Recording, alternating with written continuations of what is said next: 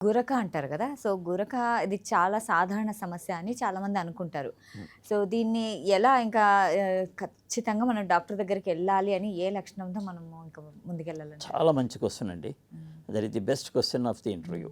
Okay. Thank ఆ! You. అయితే చాలామంది గురకొస్తుందని కంగారు పడిపోయి వస్తుంటారు. ఆ!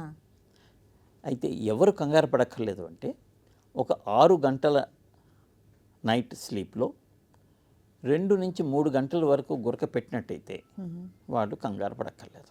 ఓకే. అది నార్మల్. నార్మల్. ఆ!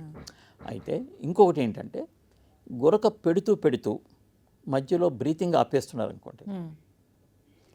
అది 10 సెకండ్ల కంటే ఎక్కువసేపు బ్రీతింగ్ ఆపేసినా డేంజరే.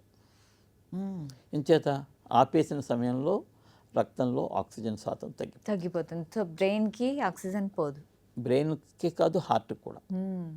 ఈ 2 తట్టుకోలేవు తక్కువ ఆక్సిజన్. అదొకటి.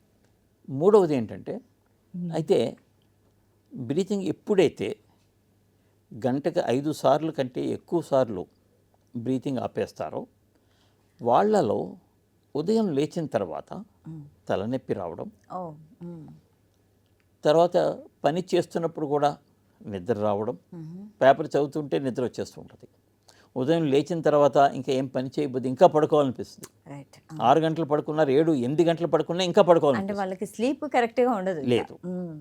అంతేకాకుండా డ్రైవింగ్ చేస్తుంటే నిద్ర రావడం. ఓహ్! హ్మ్. అంటే ఉదయం లేచిన తర్వాత పగలు కూడా నిద్రమత్తుగా ఉండి ఏ పని చేయాలనిపించకపోవడం, ఇటువంటి లక్షణాలు ఉంటాయి.